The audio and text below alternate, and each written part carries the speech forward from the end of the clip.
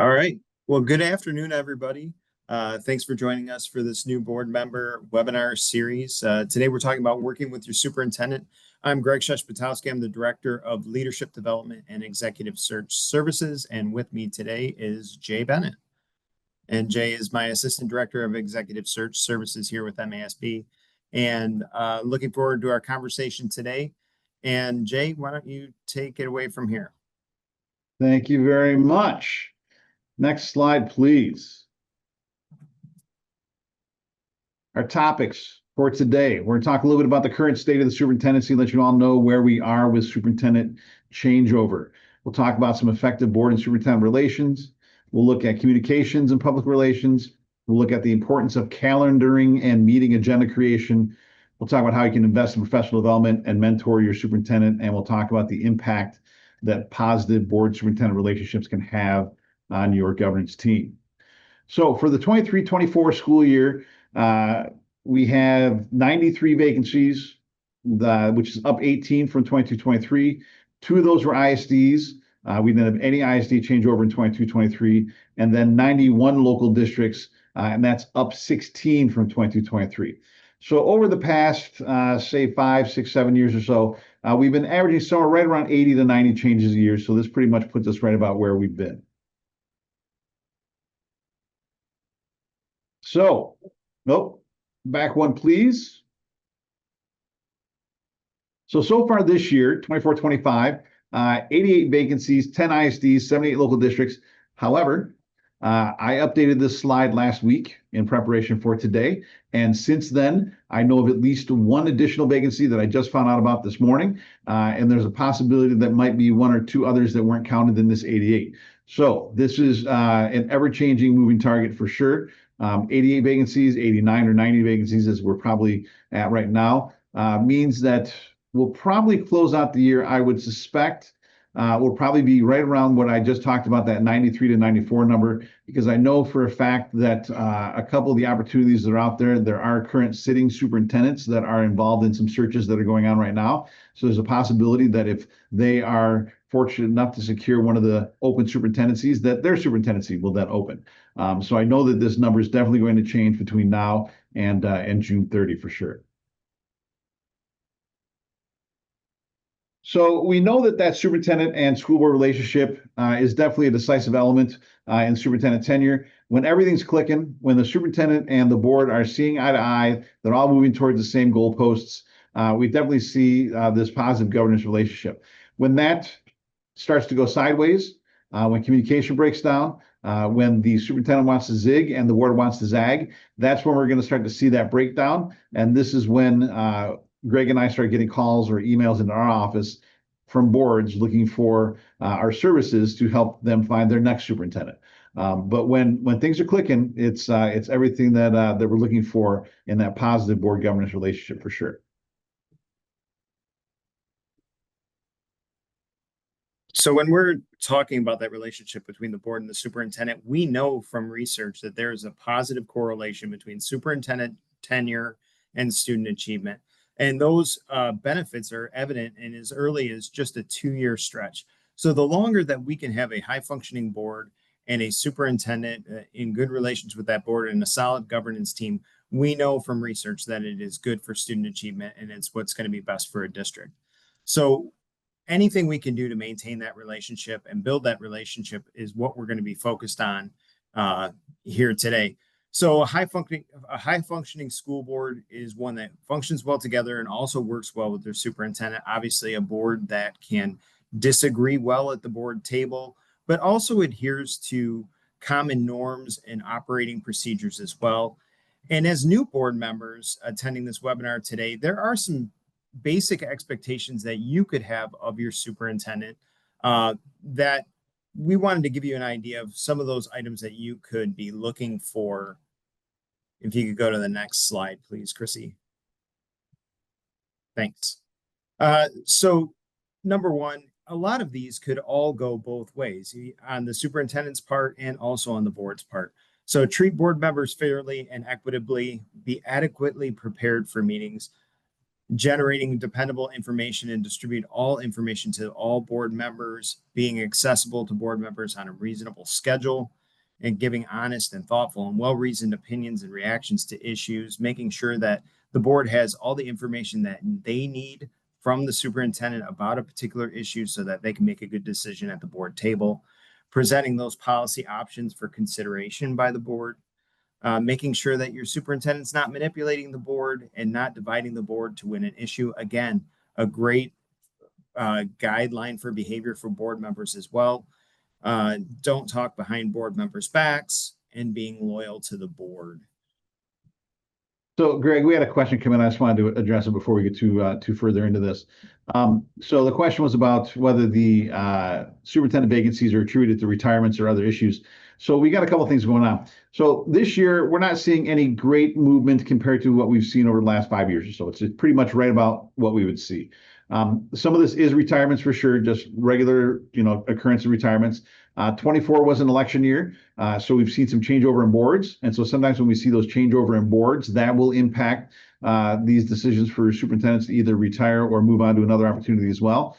And then recently, there was a settlement with the Office of Retirement Services, and that settlement has the potential to greatly influence the number of superintendents that are looking to retire. There were a number of superintendents that were kind of hanging on, waiting for that settlement to happen. Now that settlement has happened, Greg and I are anticipating that there's a decent chance that we're going to start to see some additional retirement announcements sometime over the summer and this fall for those superintendents looking to get out, before the end of the year.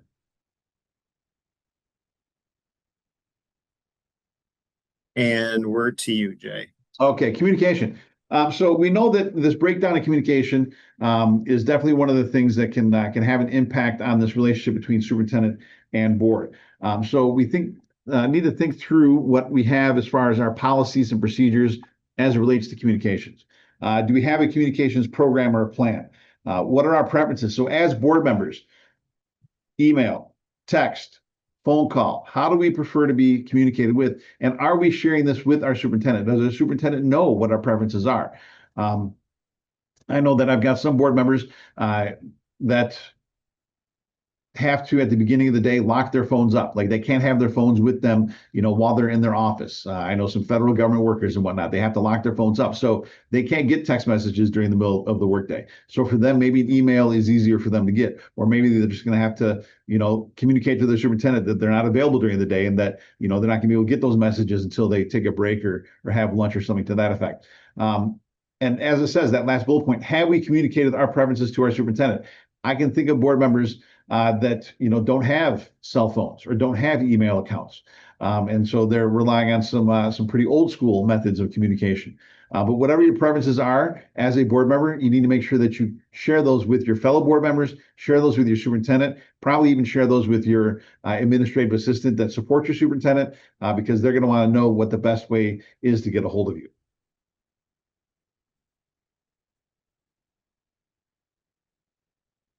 We know that policymaking is primarily a function of the board. We know that a lot of boards are taking a look at their policies on a regular basis, and these policies help express and articulate the expectations and the wishes of the board. We, as board members, this is how we communicate through our policies. This helps create that framework for our action plans, and it helps regulate our behaviors, staff, administration of the board. We have those policies. The policies are only as good as the board that is enforcing and following them. If we have policies that we're not following, then why do we have them, right? If we have policies that are not working for us, then let's rewrite them. We want to make sure when we have those policies in place that we're using them for good, not for evil, that we're using them for the reasons that they are written, that we're following them because they're there. And if they're not working for us, then we're going to work with whoever it is that writes our policies. We're going to work with them to come up with a policy that does work for us.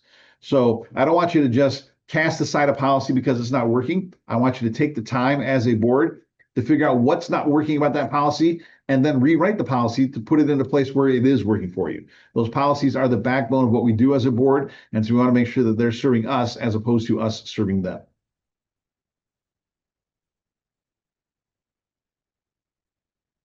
let's make sure that you're ready for a crisis. Make sure that you have a spokesperson on your board that is the one that's going to be ready to respond to the crisis.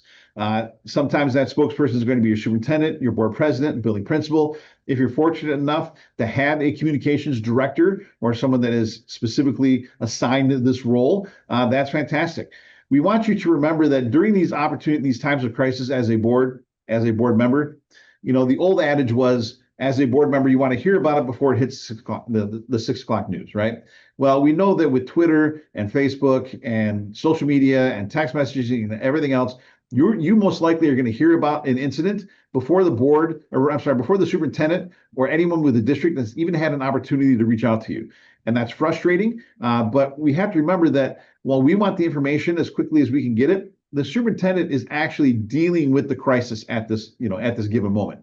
So we want to give our superintendent a little bit of grace, allow them to deal with the crisis in the moment, and know and trust that eventually they're going to get around to letting the board know exactly what it is that's going on. And so as board members, as a board, I want you to kind of give that superintendent a little bit of grace in this period while they're dealing with the crisis, remembering that they're on the ground dealing with it in real time, and that they'll get to us and let us know what's going on as soon as they can. But we want to make sure that as a board, again, we've had these conversations with the superintendent. What is the process during a crisis? How are you going to communicate with us? How long is it going to take for us to get that information? Who's going to be the spokesperson when the press starts calling? And all these things, and we need to determine these things ahead of time so that when the crisis does happen, we're ready to go with our responses.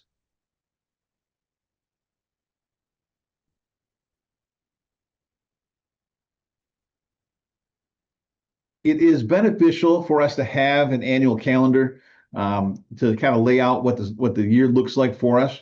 It helps us as a board keep on track. It helps our new board members understand what it is that is expected of them for the year. It ensures that we don't miss anything. It helps balance the length of our agendas, and it helps us plan our own personal calendars. So when we sit down, generally in January or whenever it is that we have our organizational meeting, and we set our calendar for the year, make sure that we have our personal calendar with us. Make sure we know what our kids' sports schedules look like and things of that nature, so that we can make sure that we plan around those things.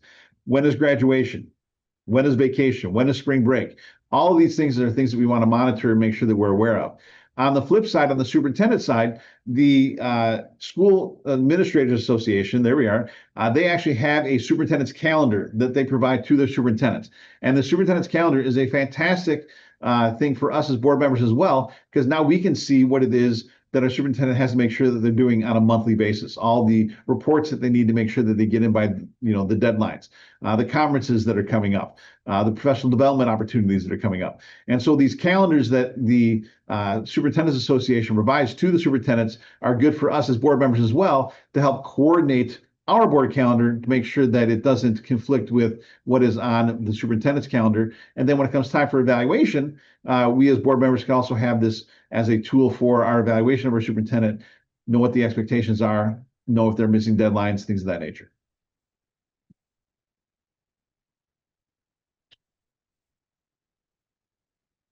Is this you, Greg, talking about agenda development? Nope, still you. Still me, okay. So agenda development is usually around the superintendent and the board president getting together and figuring out what that agenda is going to look like. So we're going to meet with the superintendent to jointly develop that agenda. We're going to take a look at the agendas that we've had in the past. We're going to make sure that we have the agenda packet ready to go and sent to the board on a timely basis. Generally speaking, if we're meeting on a Monday or Tuesday, maybe we want to make sure that we're getting that entire packet and the agenda, everything on a Wednesday or Thursday, before. So we have the long weekend to kind of look it over before our meeting on Monday or Tuesday. A vast majority of our boards in the state do meet on Monday nights. And so if you're having trouble scheduling us to come in and do a workshop because you're wanting it on a Monday, that's one of the reasons why. There are only so many of us, and there's many more boards out there that are having their meetings on Monday nights. But this creation of the agenda is going to be something that's done in collaboration between the superintendent and the board president. A lot of this is based on precedent. This is how we've done it in the past. Again, if it's not working for you, if you want to come up with some other method for developing your agenda, then get together as a whole board, have that discussion, and make those adjustments as you deem necessary. The structure for that agenda.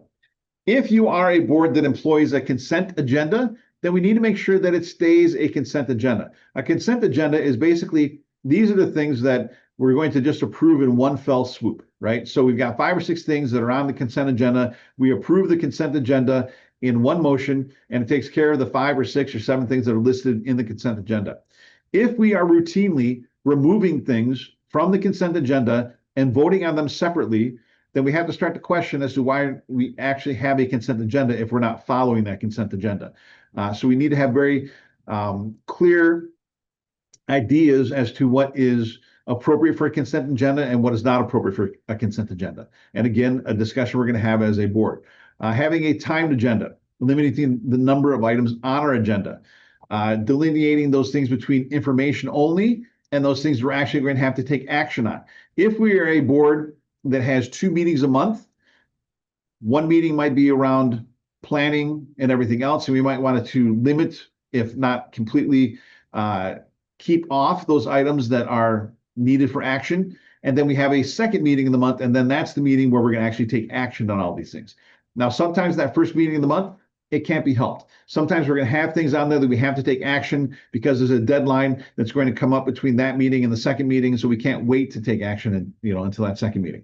But if we have that 2-meeting structure, then generally speaking, that first meeting of the month, we're going to try not to have any action items on that. We're going to focus on our district goals, focus on student achievement. We're going to be talking about all those things, preparing, taking first reads of policy, things of that nature. And then that second meeting of the month, that's when we're going to actually have that, okay, well, we have that first read of policy and that first meeting of the month.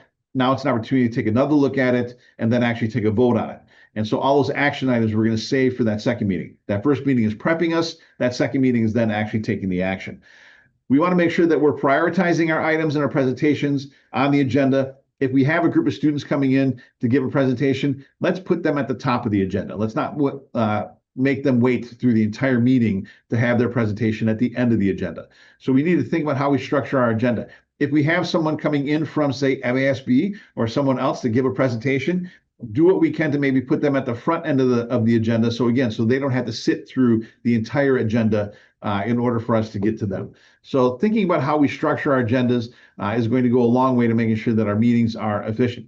If we have efficient, well-run meetings, again, this is going to do a lot for the positive communication that we have between our superintendent and our board for sure.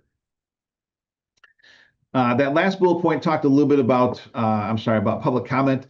I do want to note that public comment has become an issue in some districts.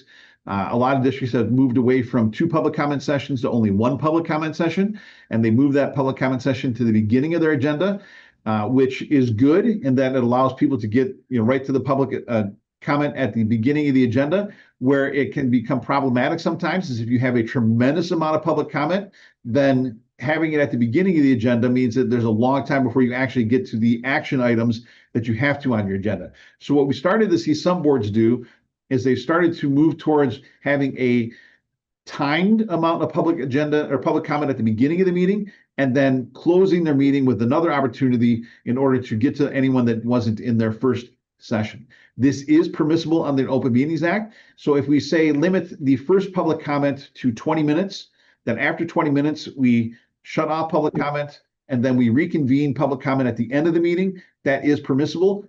But we have to then at the end of the meeting give everybody an opportunity to do public comment, and we have to go until everyone has had their opportunity to speak.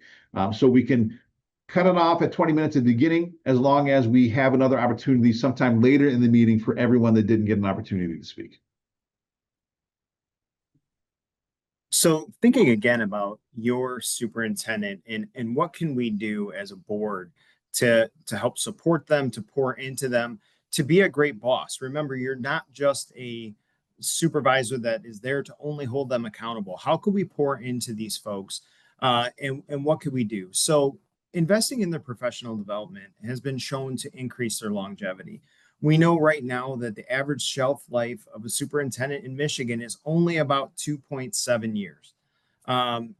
Again, you saw Jay's numbers earlier in the presentation. Turnover in Michigan has been really high for a long time and will continue to be.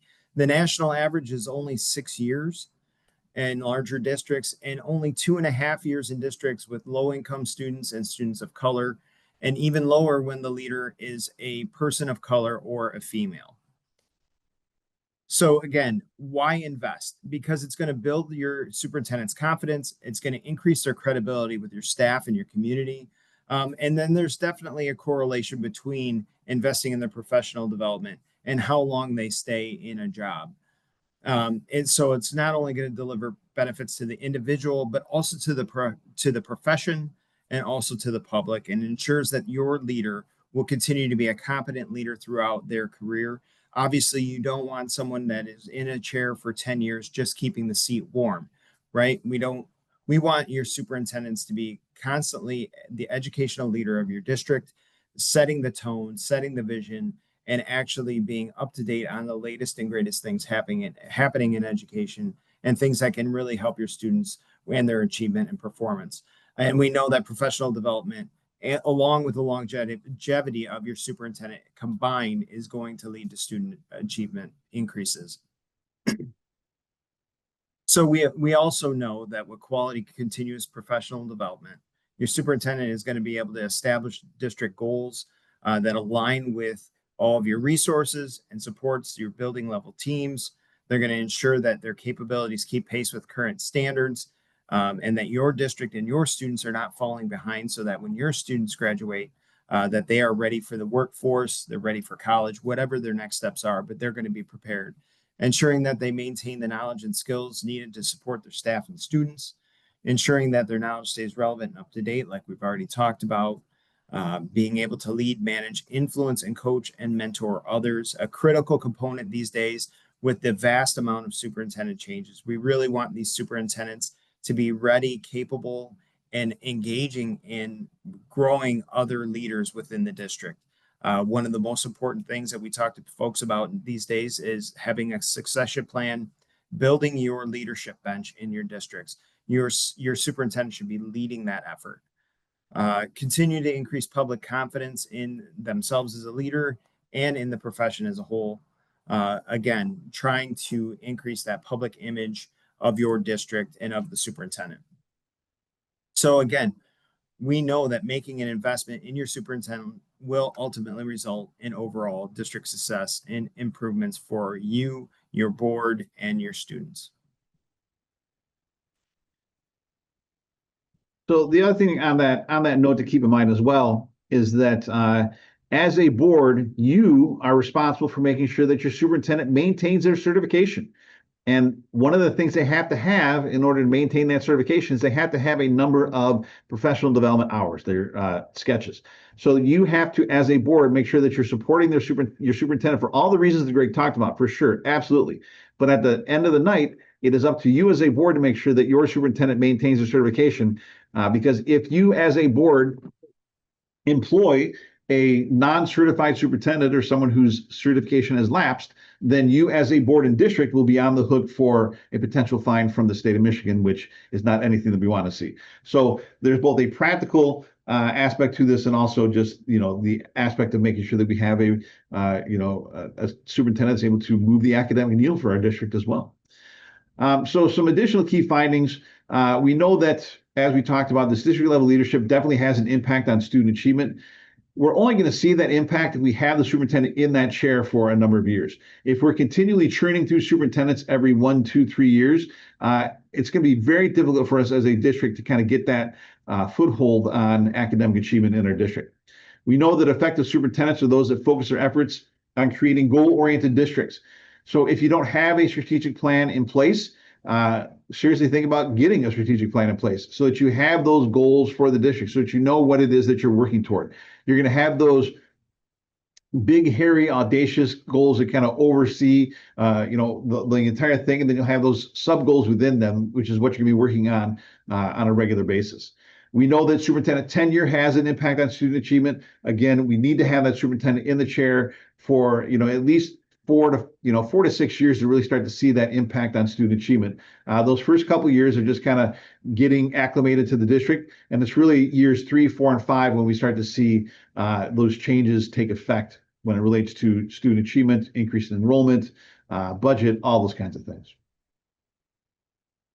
We have some research from school district leadership that works. We have some research from the Mid-Continent Research for Education and Learning. They did a big meta-analysis. So that's when you take research on the research, you take a look at all the research that's out there, and you kind of break it down. And what we found through these rigorous and quantitative methods, we found some of the following. We know that when boards and superintendents come together and agree that the non-negotiables are academic achievement, student achievement, and classroom instruction, those are the districts that are successful in moving the needle. Those are the districts that are successful in increasing graduation rates. Those are the districts that are successful in increasing college participation rates. Those are the ones that see higher levels of AP and baccalaureate, or whatever it is that you've got going, international baccalaureate, whatever you got going on in your district. Those districts that have those two goals, as a board and superintendent, we've decided student achievement, classroom instruction, those are non-negotiables. Those are the districts that are successful academically. When boards and districts come together, their alignment, everything is aligned with this. Everything is working towards this increasing of student achievement.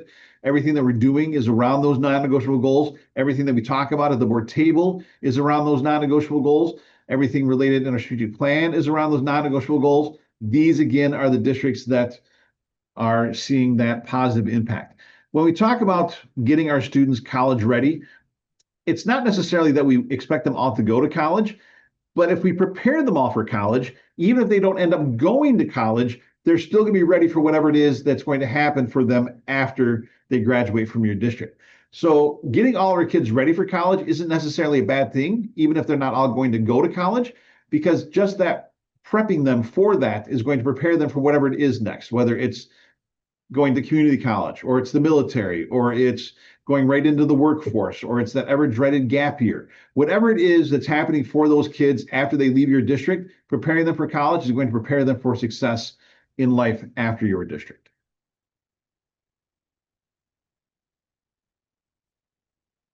We want you. Oh, go ahead. Go ahead, Greg. So when you're thinking about working with your superintendent, there are some things that you can do, some big things to keep in mind. So number one, work diligently towards being a high functioning governance team. We have a great tool called the board self-assessment. It is a free tool that your board can take together, and it is a wonderful conversation starter.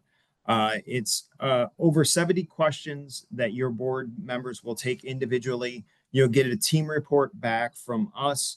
And then those areas that come up in that survey will be wonderful places for you to start a conversation. Chrissy, if you could drop that in the chat so folks have the link to that board self-assessment, that would be great.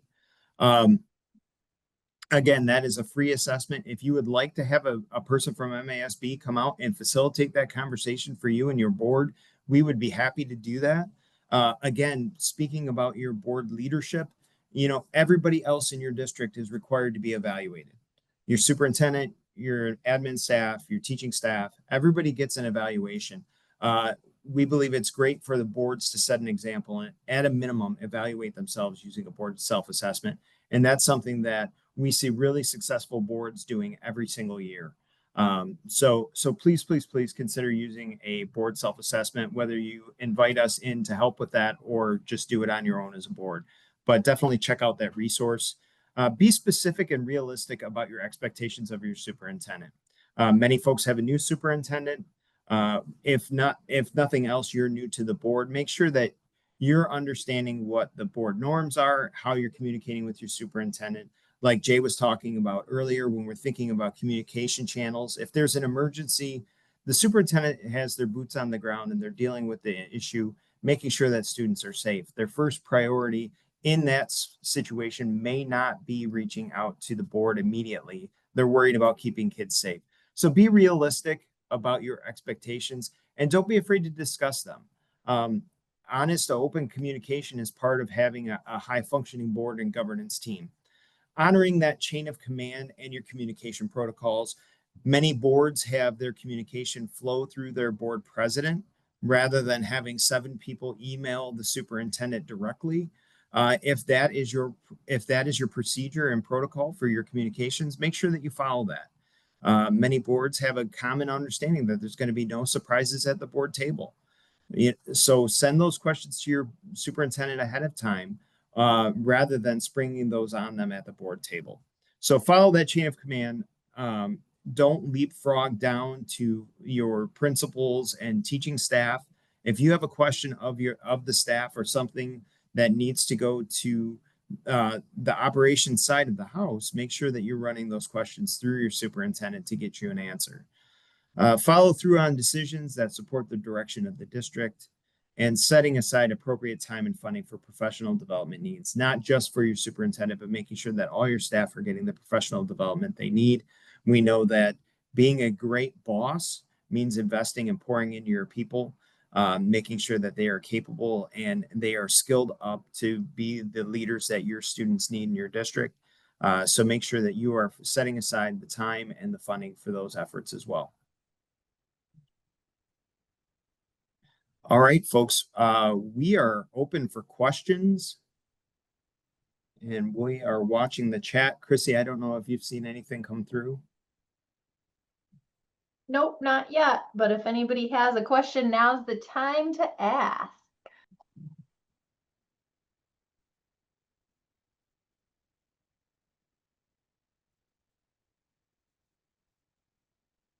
Okay, well, you will get an email with the recording of this presentation and the slides later this week. If you have questions that you come up with after that, please feel free to email Greg and Jay at any point, and they will be happy to answer your questions. Thanks for joining us, everybody. Thanks, everybody. Thanks, folks. Oh, wait, don't leave. We had a question come in. Are there districts who have managed this transition really well? Oh, absolutely. A big part of it is, just like you have onboarding, or at least should have onboarding for your board members and have onboarding for your other employees. How you onboard your superintendent is a big step in making sure that that is successful. If you were fortunate enough to use a search consultant for your search process, there's most likely some sort of follow-up workshop that they're going to have that's going to help you work through that transition process. If you ever have any questions about transitioning a new superintendent, into your district, even if you didn't use us for the search, we'd be still more than happy to help you out with that. You are our members, and we'll do our best to make sure that it's as close to a seamless transition as possible. Anyone else? I don't want to rush anybody out. If there's anyone else that had any last questions.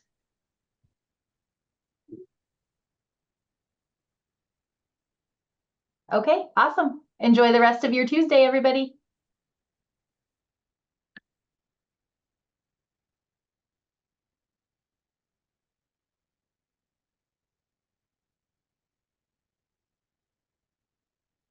Well, we do have one more.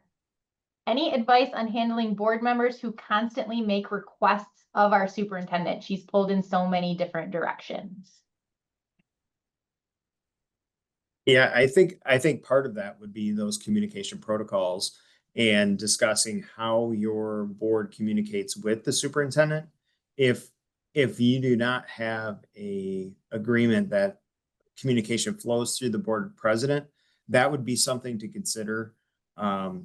Being that if your superintendent is feeling pulled in multiple directions, or possibly even getting the same question reworded 3 different ways from different people, that would be something to discuss at the board table, and suggesting that as a protocol for how you're going to communicate with the superintendent, just to manage the flow of information going to them and how many demands on their time and different requests and things of that nature that are going to them.